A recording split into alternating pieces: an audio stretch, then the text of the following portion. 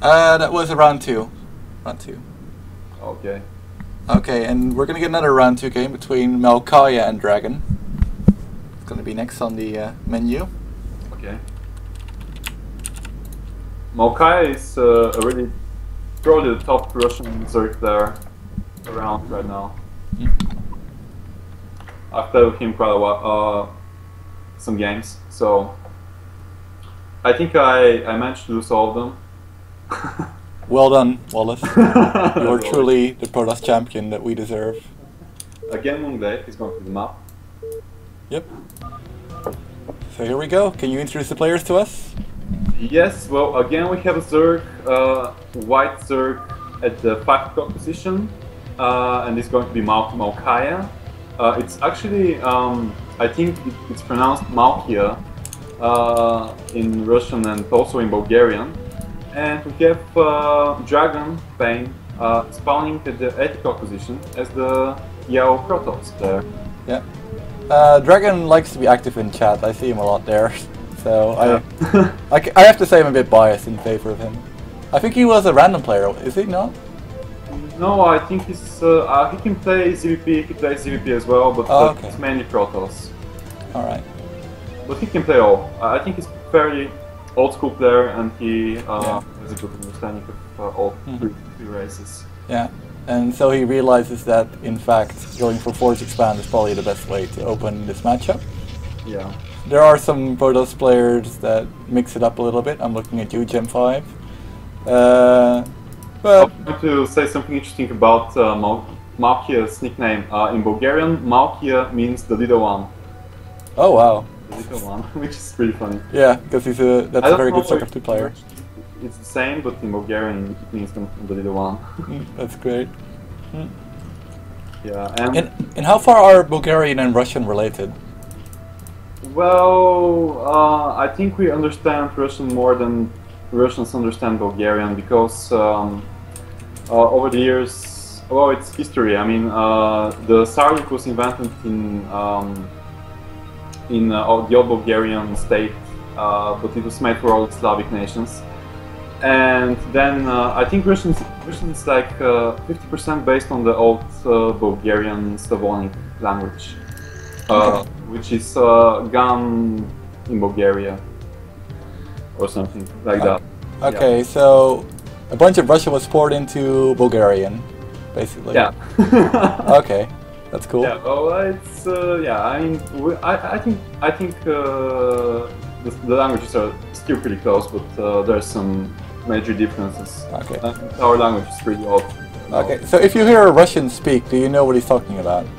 Oh no, like 50% of what he's speaking, even more. But I think if he hears me speaking, he's not going to be able to tell anything. I think he's going to just have like a brief idea of what I'm speaking about. Mm-hmm. That's the Interesting. interesting part. Yeah. Let's see. Nothing. Yeah.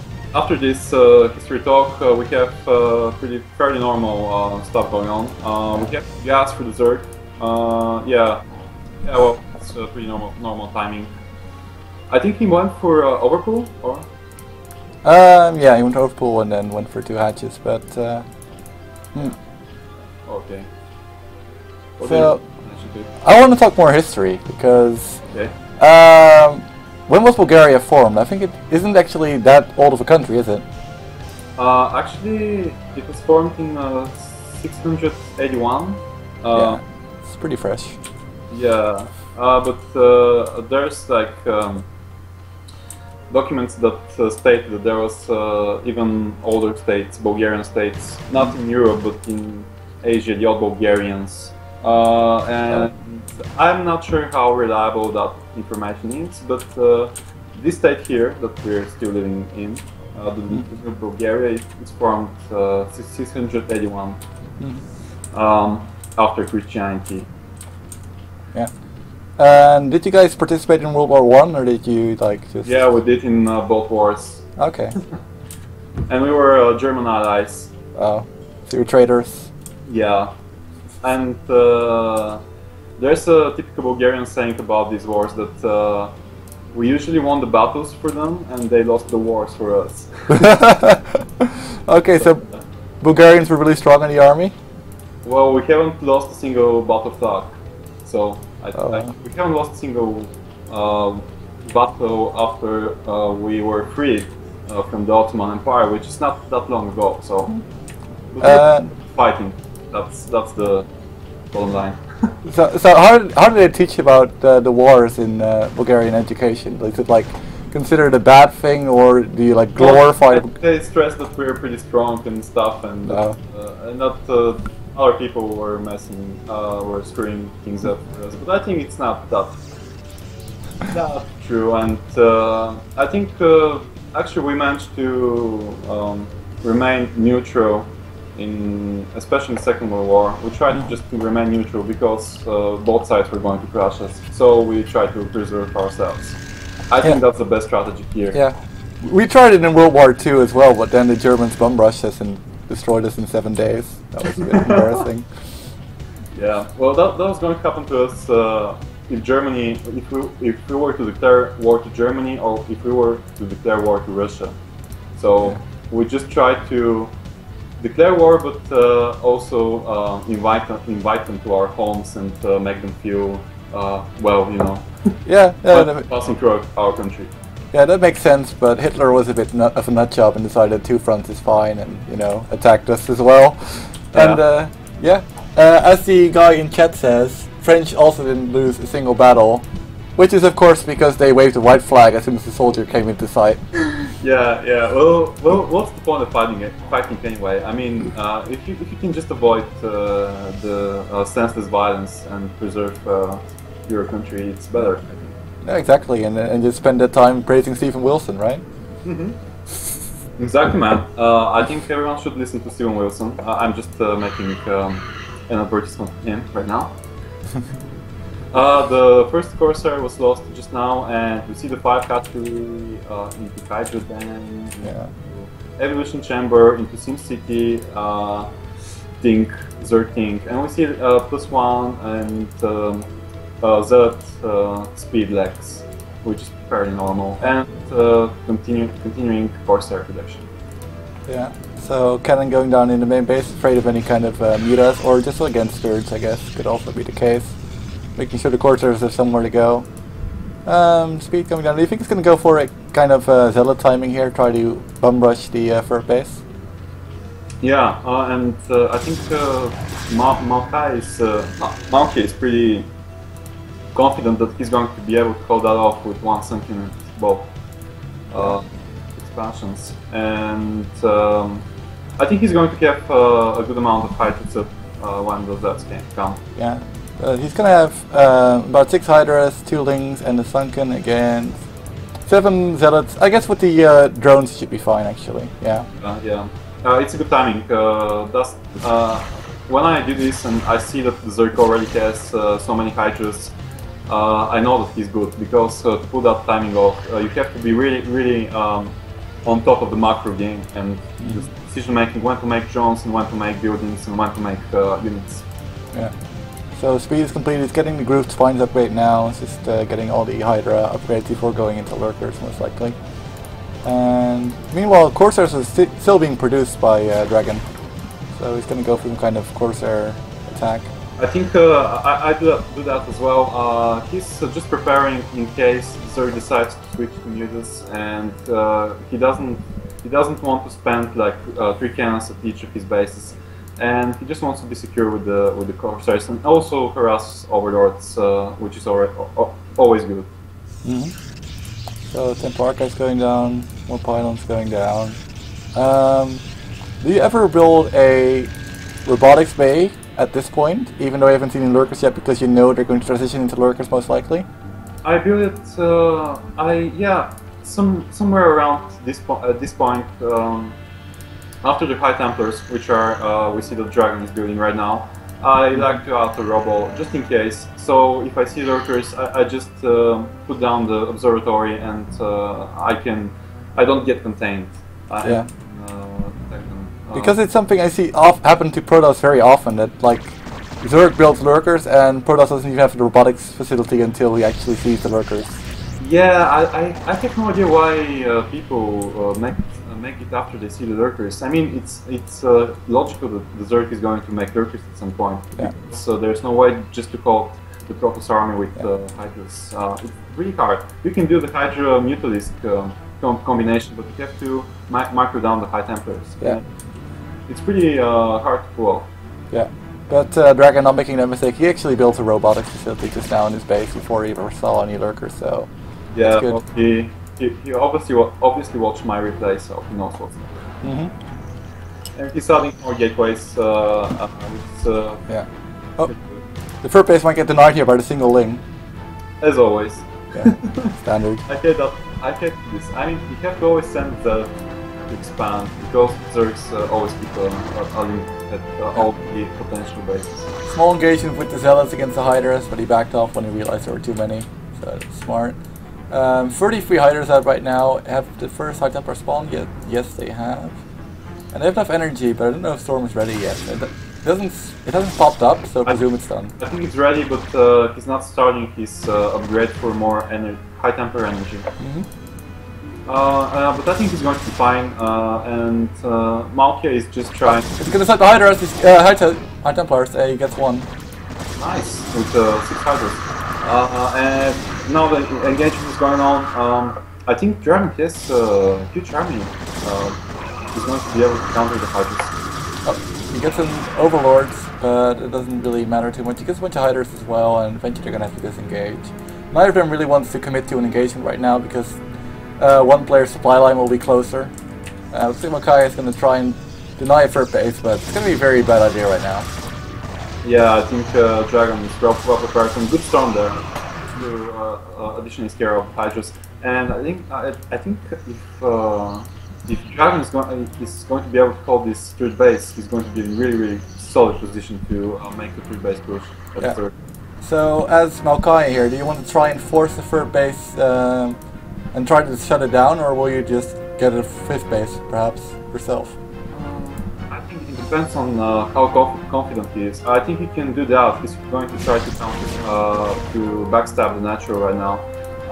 But I think DragOn is well prepared for both attacks. Yeah, he's going to move in right now. The Hydras is again lurkers for burrowing. He's going to get a Zealot and he's getting a few Dragoons. But there's an Observer out already. I'm not sure where it is. It's not with the army. He's going to need that Observer. Oh, there it is. Okay. Oh, there it is. Yeah, it's only able to engage it right now. And this army should get slaughtered. There's way too much Protoss here right now. Storm's going down. Lurkers are dying. The Dragoons taking care of the rest. And a very good hold by DragOn. Yeah, very solid play there. He needs to transfer for his third base right now. I think he's already doing that, or will do that soon enough. The Dragoons cleaning up a few stray Hydras, and of course they're taking down a few Overlords as well, but they haven't supplied up Malkiyah yet. He's built a lot of Overlords. They're still working on top right on Overlord, and we see that the 5 is going down for Malkiyah. Yeah, and the third evolution chamber going down as well. I believe it's a third? Yeah, it's a third. So it's going to be able to upgrade all 3 upgrades. Yeah, and we see that DragOn is going to expand again. He's going to be he's going to play the super long game. Yeah. Zerg into resource battle. Which is definitely a very good idea. Once you get a great army of Zealot, Archon, Dragoon to claim the map, you can start building Reavers and possibly even Dark Archons, and you'll have a very strong foothold on the map. Yeah, exactly, and I don't have the patience usually to do that, but it's a pretty good strategy, and the Zerg it's really Zerg to counter this huge army. He's going down right now. He's going to try and force into the natural of the Zerg player right now. Good storm going down, but in the meantime, Malkiyah is going to try and crush it, but no, he's going to have to back out because DragOn's forces are too big right now. A little bit of a sloppy engagement here by Malkiyah. He's not really committing. He doesn't know if he wants to commit or not, and realizes the Protoss army is too strong and he has to back out. Yeah, well, Malkiyah is trying to, right now, just to buy time to make more units and possibly destroy this army, and I think with the links right now that he's making, and he's going to be able to hold off the Dragoon, heavy Dragoon army, and he's going to right now do us around. Oh, great storm going down right now on the army of Malkiyah. Another great storm goes down. He's got one more storm to work with. And there goes the entire army of Malkiyah. Ooh, wow, man, those are some pretty awesome storms. And actually, DragOn is going, if he reinforces this army right now, he's probably going to be able to break the Zerg's third base, which is pretty crucial. And he's definitely got enough observers right now. He's got 3 observers with the main army, so he will not have any problem seeing any lurkers. And he just destroyed the entire army of Malkiyah. If he moves into the third base right now, Malkiyah has nothing to defend it except a few spare lings. Yeah, and there's a huge supply difference right now. There's like 60 supply up for DragOn. And he can, I think he can try to press his third base, and he's ready for reinforcements. I think he's just going to do that now. Yeah. In the meantime, the 4th base of DragOn is not yet saturated. The 5th base of Malkiyah is not really saturated yet either. Both players are just focusing really hard on this engagement. Moving in with a lot of links right now, but he's waiting for the rest of his army, but it's not very much. And DragOn's army is really, really large. I'm not sure how he's going to be able to hold here. Good storm, good storm. I just noticed that DragOn has the storm energy upgrade to the high temper, so he has additional storms right now, which help him really crucially in his battles. Yeah, but there's a bit of bottleneck here. These 2 evolution chambers and the hatchery are doing a lot of work on the AI of the Dragoons, and right now there might be enough fighters, but then another great storm goes down by DragOn, and Archon's going to fall after getting 35 kills. And looks like the Dragoons should actually fall to these links right now, so... We have cows, we have vultures. Oh, our cows on their way? Oh wow. Yeah. Oh wow, well, Malkiyah is doing a great job conquering this game. He's contributing non-stop, and he's, the first army is now fairly small. Yeah, and there's one lurker doing a lot of work for him right now, doing a lot of damage to these zealots as the ultra pops, and he's going to be able to take down the Archon. But huge storm on the drones! Oh wow. 8 drones into the base. Yeah. And Lings are going to try and defend here. It's very close. This is like a constant engagement, like the ANL Strife map is going on, where people just constantly flood units into one another, and it's a constant slugfest. This Nidus cannon was so important to Malkiyah, and might fall here to the Zealot. Very nice snipe by DragOn. It's going to bottleneck the reinforcements of Malkiyah a little bit. It's going to have to walk across the map instead of being able to just transfer. Yeah, and we see that the upgrades for both players are kind of even. We have 2-1 carapace and 1 melee attack for the Zerg, and we have +2 weapon upgrades on the Protoss and +1 on the armor. Yeah. So pretty fair upgrades. Yeah.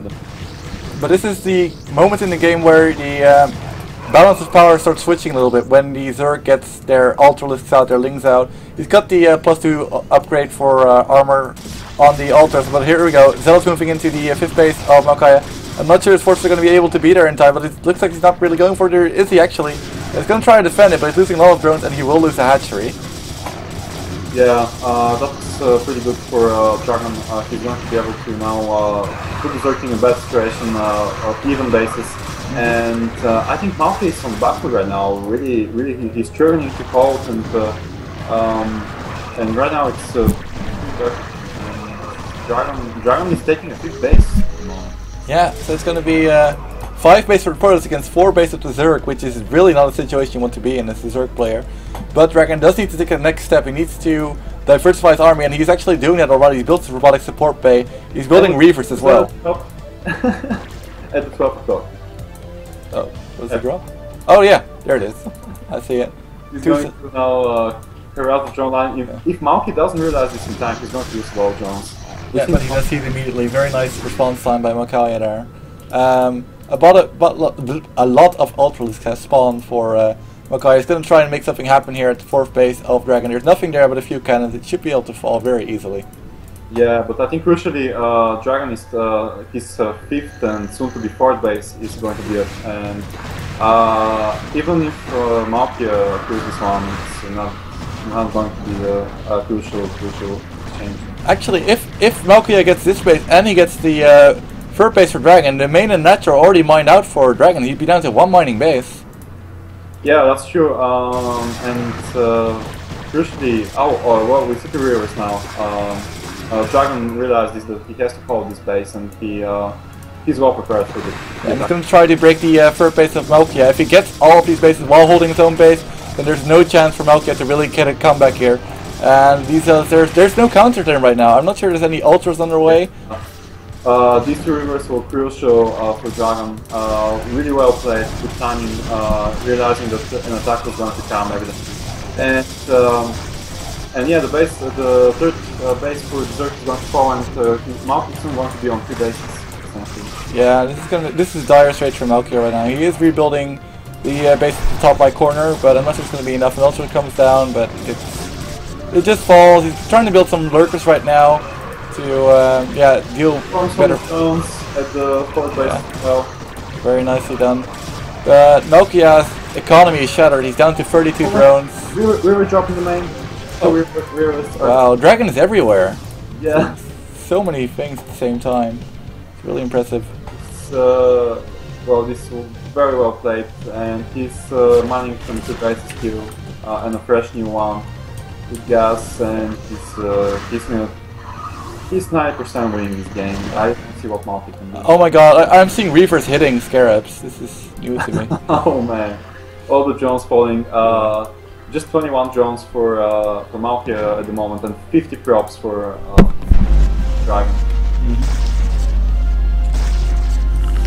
Yeah, this is lights out for Malkiyah right now. He does get the shuttle with the Reaver, but it's not much of a victory. I mean, it's like being a Bulgarian. You won a battle, but you're still gonna lose the war. Yeah, exactly. And DragOn is trying to focus the hatchery at the trick-off position, but he's not going to be able to. And Malkiyah has a good fighting spirit at the moment, and he's trying to make something happen in this game, but he has no economy. Yeah, he's trying to build drones right now, but DragOn's already matched his economy and then some. And the supply difference is almost 100 in favor of DragOn. Yeah, DragOn's just gonna have to pull his army together, and then he should be able to deal with the final blow here. It's gonna be very difficult for Malkiyah to stop him here. I think what Malkiyah lacked this game is Swarm. Done better with Swarm. I think he also should have tried to expand a little bit more, and well, either expand more or defend his bases better, because he just didn't really get the full foothold against DragOn, who built a lot of bases and equaled his base count. So yeah, which just goes to show that it's a good strategy to just out-expand or not out-expand, but just expand and keep your base with your army alive. Because Zerk is always going to try some kind of an attack. If he sees a successful attempt of a quick third or fourth base, he's going to almost surely go for that, because he doesn't want to be on the back foot. Well, Malkiyah doesn't give up. He's actually evacuating his drones right now with his overlords, and he's going to transfer them to his newly built third base. Yeah, I mean, Malkiyah is putting a little bit of a fantasy GG timing here. Yeah, well, I like that. I mean, I like the spirit. This is pretty good effort, but yeah, I think it blanked the game. Yeah. So okay, Fueling's trying to get some work done right now, but yeah, that's not going to do too much. Just some stray units of Malkiyah trying to get some work done. Yeah. Well, Malkiyah managed to rebuild, or not rebuild, managed to keep alive his mineral-only base. Oh no, it's not mineral-only, I'm sorry, at the trade block. Yeah, I don't think he needs to mine any more gas for the duration of the game though. Yeah, he doesn't need gas. Wow. An attack going down at the third base of the Protoss, and the Storm's going down, but Lynx are Imba at this point, and they're just going to wreck everything. I think they can focus the Nexus down too. But yeah, these are like very small hits to a very great economy. You know, it's a bit like North Korea sending a missile into South Korea or something. It might damage a little bit, but it's not going to get your economy in better shape than the opposing party. Look how fast those 5 links managed to kill these Nexus. How is that? That's a pretty strong North Korean missile, man. Yeah. They're ferocious, man. They really are. Yeah, I personally think that North Korea is going to nuke the United States soon, and they're going to succeed. I'm almost sure about it. Okay, so guys, now next to being a mediocre Brood War player and being Bulgarian, you also know that he is a conspiracy theorist. Yeah, actually that's my own conspiracy theory, which I don't really back up. So I'm just talking nonsense right now. And pretty good Storm in the game. I like this. Pretty good, difficult to see. So die. GG, and yeah, DragOn moves on to fight the next player.